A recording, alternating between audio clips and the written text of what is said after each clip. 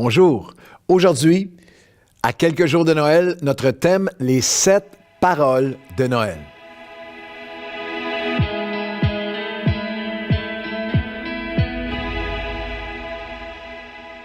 Bonjour à tous et bienvenue à votre café matinal. Nous allons faire une pause de notre série dans les évangiles, chapitre par chapitre. Déjà, si vous n'avez pas, vous avez manqué les épisodes ou si vous ne le saviez pas, vous vous joignez à nous. Vous êtes plusieurs milliers à vous joindre à nous de mois en mois. C'est tellement une bénédiction. Nous avons entrepris de traverser tous les évangiles, les 4 évangiles. Alors, nous avons déjà complété Matthieu et Marc au complet avec un café matinal par chapitre. C'est un dévotionnel qui est assez unique en francophonie. Pour vous, tout est là en ligne sur notre page, sur notre chaîne YouTube et également, et sur nos pages Facebook. Et également, on a fait les 10 premiers chapitres de l'évangile de Luc et on va reprendre en janvier et continuer jusqu'à la fin des 4 évangiles. Il y en a qui sont assez prévoyants et regardant dans le futur. J'ai reçu un courriel à quelqu'un qui m'a dit, est-ce que vous allez, après les 4 évangiles, est-ce que vous allez faire les actes des apôtres? Alors, on va commencer par faire les 4 évangiles. En janvier, on reprend, mais d'ici la fin de l'année, quelques messages sur les textes de Noël qui sont vraiment magnifiques. On va regarder ça ensemble aujourd'hui. Et juste avant cette fin d'année, un grand merci. Vous êtes un grand nombre à avoir fait un don à notre campagne, une semence de reconnaissance. Vous êtes allé à donner.nouvellevie.com. On a lancé le projet et il y a une vidéo qui est explicative, qui est déjà en ligne, qui a été visionnée par des milliers, où on fait simplement un appel à vous tous. Et aujourd'hui, je veux faire un appel spécial à tous ceux qui regardaient en ce moment en France, en Suisse, en Belgique, en Afrique francophone, hors Québec. Jusqu'à maintenant, on a eu une réponse extraordinaire de chrétiens de partout à travers la province de Québec et d'ailleurs aussi. Mais je veux faire un appel particulier. Si à un moment ou un autre dans ces dernières années, les messages que Dieu m'a donnés, nous a donnés, qu'on a partagés, ont été une bénédiction pour vous. Si vous avez reçu quelque chose, vous tous qui m'avez, on a reçu tellement de courriels de l'Europe, de gens qui disaient, vous m'avez accompagné pendant la pandémie, vous avez été un phare pour moi pendant la pandémie, vous avez été ma nourriture pendant la pandémie, avec les cafés matinaux, avec des réunions en ligne, avec Nouvelle Vie Worship, qui a des centaines et centaines de milliers de vues. J'ai loué Dieu avec Nouvelle Vie Worship, j'ai été touché de Dieu par Nouvelle Vie Worship. Je voudrais vous demander de considérer la possibilité de faire un don unique. On ne parle pas d'engagement long terme, mais juste un don avant le 31 décembre de cette année. On a besoin de votre générosité pour pouvoir juste continuer à vous servir. Nous avons besoin de renouvellement d'équipements qui sont arrivés en fin de vie, mais aussi parce que nous voulons, nous bâtissons un studio, une régie pour mieux vous servir et offrir toutes sortes de nouveaux contenus dès le début de la nouvelle année. Alors, si vous pouvez aller à donner.nouvellevie.com, chacun à sa capacité. Tous ceux qui vont faire un don, je vais vous faire un cadeau en retour. Vous allez recevoir en effet un lien exclusif au mois de janvier, une fois en janvier, une fois en février, une fois en mars. Vous allez recevoir un podcast tout nouveau, une primeur, un podcast cœur à cœur avec Pasteur Claude où je vais commenter sans filtre, avec beaucoup en jeûne et en prière, mais commenter ce qui prend place dans l'actualité au niveau prophétique, mais aussi ce qui prend place dans l'Église chrétienne mondialement. Après 55 pays où j'ai apporté la parole de Dieu, il y a un regard, des connexions avec des hommes et femmes de Dieu partout à travers le monde, la francophonie en particulier, mais le monde vraiment. Et on va avoir, je vais vous offrir ces podcasts à chaque personne. Ça va être notre cadeau de reconnaissance, nous aussi. Alors, si vous voulez faire une semence de reconnaissance, faites-le aujourd'hui. On a vraiment besoin de vous. Donner.nouvellevie.com. Aujourd'hui et pour les prochains jours, les prochains quelques cafés, nous allons être dans l'évangile de Matthieu 1 et 2 et Luc 1 et 2, les textes de Noël. Et notre thème, c'est les 7 paroles de Noël, les 7 paroles prophétiques. Dieu a donné 7 paroles prophétiques entourant la naissance de Jésus. C'est intéressant parce que Jésus a aussi prononcé 7 paroles de la croix que nous avons exploré autour de Pâques ensemble, autour de la crucifixion. Et le chiffre 7 dans la Bible est le chiffre de ce qui parle de ce qui est complété, ce qui est parfaitement accompli, le chiffre de Dieu, les 7 jours de la création et les 7 paroles. Il y a 7 paroles, j'ai remarqué et j'ai été fasciné par le fait qu'il y a 7 paroles prophétiques avec 7 personnages dans les récits de Matthieu 1 et 2 et Luc 1 et 2 qui parlent de entourant. La parole prophétique, c'est littéralement Dieu qui nous parle. Alors, nous avons une opportunité de découvrir ensemble de quoi Dieu parlait, de quoi Dieu parle, quelle est la parole de Dieu autour de la naissance de son Fils Jésus. C'est 7 personnes qui ont donné ou reçu cette parole prophétique. La parole prophétique, c'est Dieu qui nous parle. Voici de quoi Dieu parle à Noël pour la naissance de son Fils. Et je pense que c'est important pour nous, pour guider, nous ramener, refocaliser nos cœurs sur ce à quoi nous devrions penser, ce qui devrait vivre dans nos cœurs, ce qui devrait, de l'abondance de nos cœurs, devenir nos paroles. Que les paroles, c'est de ça que je devrais parler, c'est de ça que je devrais me préoccuper, c'est de cette préoccupation de Dieu que je devrais me préoccuper. Peut-être que je vous donne un devoir. Je vous invite à lire, c'est pas long à faire, lire Matthieu 1 et 2, Luc 1 et 2, et essayez de les découvrir. On va en faire une aujourd'hui, une autre dans le prochain café. Puis on va faire les 7 d'ici la fin de l'année. Mais j'aimerais juste que dans les prochains cafés matinaux, alors juste que vous puissiez les lire et essayer d'identifier ces 7 paroles prophétiques de Jésus, de la naissance, autour de la naissance de Jésus. Et dans chacune de ces paroles prophétiques, il y a un mot-clé qui émerge, qui capte notre cœur, notre attention dans chacune de ces paroles prophétiques. Alors, j'ai appelé ça les 7 paroles prophétiques de Noël. La première, c'est une parole de salut qui nous parle du salut. Noël, c'est le salut offert en Jésus-Christ. C'est une parole qui a été donnée dans l'Évangile de Luc, chapitre 1, à Zacharie, qui est le père de Jean-Baptiste. Et Zacharie est marié avec Élisabeth. Ils sont avancés en âge. Ils ne peuvent pas toutes ces années avoir d'enfants. Et dans Luc, chapitre 1, nous lisons au verset 5, au temps d'Hérode, roi de Judée, il y avait un sacrificateur nommé Zacharie, de la classe d'Abia. Sa femme d'entre les filles d'Aaron s'appelait Élisabeth. Tous deux étaient justes devant Dieu, observant de manière irréprochable tous les commandements et toutes les ordonnances du Seigneur. Ils n'avaient pas d'enfants parce qu'Élisabeth était stérile et ils étaient tous, l'un et l'autre, avancés en âge. Et là, alors qu'il est dans le temple en train de servir le ciel, le messager du ciel va dire à Zacharie, l'ange lui dit, « Ne crains pas, Zacharie, car ta prière a été exaucée. Ta femme Élisabeth t'enfantera un fils et tu lui donneras le nom de Jean. » C'est Jean-Baptiste. Je crois que Zacharie était un homme de sagesse parce qu'il y a un côté qui m'a fait sourire. Lorsque l'ange lui annonce tout ce que Jean-Baptiste, son fils était pour être, Zacharie dit à l'ange au verset 18, Luc 1, 18, « À quoi reconnaîtrai-je cela?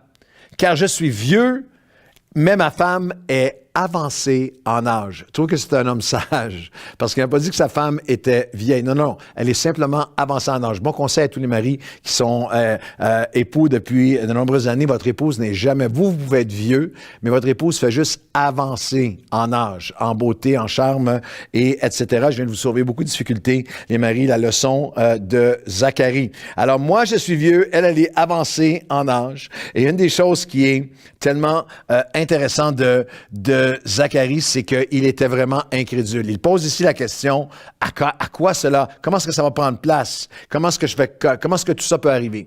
Et ce n'est pas une question qui est rare dans la Bible. Marie a posé la même question. Dans l'Ancien Testament, il y a des personnages qui ont posé la même question, mais il le faisait avec foi, avec confiance. Zacharie, au départ, était dans l'incrédulité. Il y a un long cheminement. Vous lirez Luc 1 et 2. Il y a un long cheminement de Dieu avec lui, un travail de Dieu sur son cœur pour Zacharie qui va commencer dans l'incrédulité, mais pourtant, Dieu lui annonce l'impact que son fils va avoir de Jean-Baptiste que nous connaissons. Dans chapitre 1, versets 16 et 17, « Il ramènera plusieurs des fils d'Israël du Seigneur leur Dieu. Il marchera, Jean-Baptiste marchera devant leur Dieu avec l'esprit de la puissance d'Élie pour ramener le cœur des pères vers les enfants, les rebelles à la sagesse des justes, afin de préparer au Seigneur un peuple bien disposé. » Wow!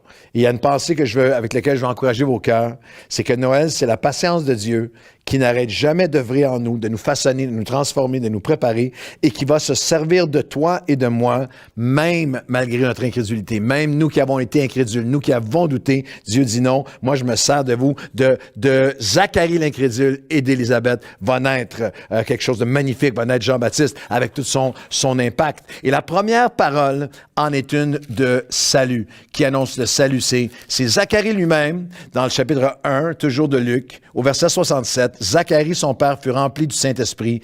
Il prophétisa en ces mots. Alors, il est rempli de l'Esprit, et voici la prophétie. Béni soit le Seigneur, le Dieu d'Israël, de ce qu'il a visité et racheté son peuple, et nous a suscité, il a visité et racheté son peuple, il nous a suscité un puissant sauveur. Même en grec, c'est une corne de salut, un sauveur puissant dans la maison de David, comme il avait annoncé par la bouche de ses saints prophètes.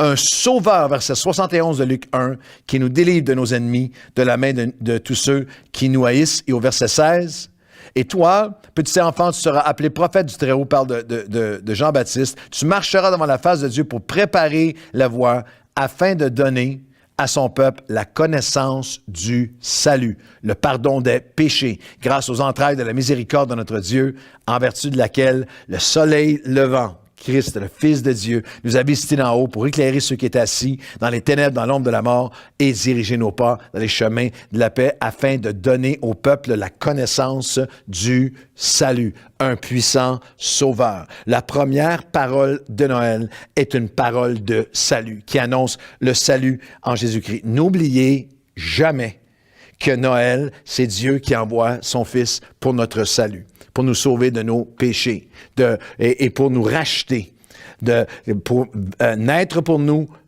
vivre pour nous, mourir pour nous, ressusciter pour nous sauver de nos péchés. Dans Matthieu 1, 21, elle enfantera un fils, tu lui donneras le nom de Jésus, c'est lui qui sera le sauveur, le salut, c'est lui qui sauvera le peuple de ses péchés.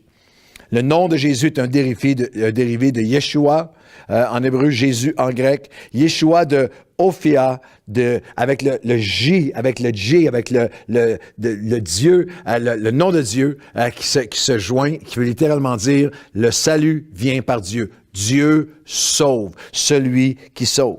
Dans l'étymologie, vous avez aussi le je suis, le je suis en hébreu, et Jésus qui a déclaré je suis. Je suis le chemin, je suis la vérité, je suis la porte, je suis la vie, je suis le bon berger, je suis le pain. Et quand Jésus disait cela, il disait, je suis Dieu, la parole. Je suis Dieu, le bon berger. Je suis Dieu, la porte. Je suis Dieu, le seul chemin de salut et du pardon des péchés entre Dieu et les hommes. Jésus est le salut. Et mes amis, Noël, ça doit être dans nos cœurs et dans nos bouches, une refocalisation vers le salut. C'est tellement important en ce Noël 2021 où je me risque à vous dire qu'il y a des multitudes de chrétiens qui vont traverser Noël au complet sans parler de salut, sans penser au salut. Leurs bouches sont remplies du vaccin, du passeport vaccinal, de la COVID-19, du variant de Omicron ou Delta, du confinement, des pertes de liberté personnelle, des politiques, de complots, de colère, ou même simplement être pris et étourdi par toutes les fêtes et combien de personnes on va avoir et quels vont être les cadeaux et le budget et le souper et le repas et les congés. Est-ce que je vais pouvoir voyager? Est-ce que je vais pouvoir recevoir? Est-ce que il est possible pour vous et moi de traverser Noël en entier sans avoir cette simple parole du salut que, quel que soit tout le reste, il y a quelque chose à Noël qui ne peut jamais nous être enlevé, qui doit revenir, refocaliser, retrouver sa place dans nos cœurs et nos pensées. Noël, c'est le salut. Noël, c'est moi qui étais éloigné de Dieu, qui étais perdu. Noël, c'est moi dont les péchés me séparaient de Dieu. C'est Christ l'innocent qui vient dans ce monde, vient naître pour donner sa vie. Emmanuel, Dieu avec nous, pour nous sauver. Dans le texte qu'on a lu, on a le salut de Noël. Un salut pour nous, où nous sommes rachetés, où l'innocent meurt pour les coupables, où toutes mes fautes sont mises sur lui. Et lorsque Dieu regarde à Jésus, à la croix, il voit moi dans toutes mes fautes. Et lorsqu'il regarde à moi, je suis en Christ. Il voit Christ dans toute sa perfection. Je suis justifié, je suis pardonné, je suis racheté. Un salut où nous sommes délivrés par un puissant Sauveur. Il nous visite d'en haut. Le ciel visite la terre. Le Fils de Dieu vient pour annoncer le salut, pour incarner le salut, pour offrir le salut. Quels que soient les cadeaux que je vais recevoir ou pas recevoir, quels que soient les millions que tu peux acquérir, que quelqu'un peut acquérir dans sa vie, il y a quelque chose qu'il ne peut pas acheter, qu'elle ne peut pas acheter. Tu ne peux pas acheter le salut qui pourvoit une vie abondante sur cette terre et une vie éternelle avec Dieu par la suite. Un salut où nous sommes délivrés de nos ennemis. Un salut où nos péchés sont pardonnés. Un salut où les entrailles de la miséricorde de Dieu. C'est tellement magnifique. Est-ce que nos entrailles vont s'ouvrir à Noël comme celle de Dieu? Dieu a les entrailles, le splagizomé, grâce aux entrailles de la miséricorde de Dieu qui est allé offrir son Fils. C'est possible pour nous, si on perd le salut de vue, de traverser Noël avec le cœur sec, de traverser Noël avec le cœur frustré, traverser Noël avec le cœur en colère, avec le cœur fermé, avec le cœur focalisé sur ce qu'on n'a pas, sur les pertes, sur les peurs, sur tout ce qui a pu arriver dans les derniers 2 ans de cette pandémie. Mais j'aimerais vous focaliser en terminant en vous disant que vos yeux ne soient pas sur la pandémie en cette fin d'année, juste avant Noël, que vos yeux soient sur le pardon offert par Jésus. C'est pour ça que le fabuleux Festin de Noël, le concert en ligne, que si vous ne l'avez pas vu, allez voir ça sur notre site. C'est le 19 décembre que nous l'avons mis en ligne. Il est maintenant là pour tout. Il va être là pour tous. C'est le message, les chants de Noël, tout ce que nous faisons est afin de voir des âmes venir à lui. Il y a quelques dimanches, il y a un homme qui est venu me voir. Et avec toute sa famille autour de lui, c'était tellement magnifique. Et il m'a donné un jeton. Il m'a dit, ça, c'est mon jeton de 5 ans de sobriété après avoir été 15 ans, un polytoxicomane. Sa famille, tout avait éclaté. Mais il est venu au salut en Christ. Et il m'a tellement béni. Il m'a dit, tu sais, pasteur, tout a commencé au concert de Noël. C'est là que quelqu'un m'a invité. C'est là que l'œuvre a commencé dans mon cœur. C'est là que j'ai reçu le salut en Jésus-Christ, le pardon. C'est là, en termes de notre message, qu'il m'a racheté, qu'il m'a délivré parce qu'il est un puissant sauveur. Il m'a délivré de mes ennemis. Mes péchés ont été pardonnés. Dieu a ouvert ses entrailles de miséricorde. Et il m'a sorti de la vallée de l'ombre de la mort pour diriger mes pas dans le chemin du salut. C'est vraiment le message de Noël, que ce soit ça qui soit sur vos cœurs et le mien. Seigneur, dans ces 7 paroles prophétiques, la première doit être en premier dans nos cœurs, que je ne sois pas de ceux d'enfants de Dieu chrétiens qui vont traverser Noël sans s'arrêter au salut que nous avons reçu et au salut que nous sommes appelés à répandre, à y revenir, à le reconnaître et à nous réjouir. Ne vous réjouissez pas de autre chose, de rien de plus grand que du fait que votre nom est écrit dans le livre de vie. C'est ça, Noël. C'est la première parole prophétique. Nous la recevons et nous la chérissons. Au nom de Jésus. Amen et amen.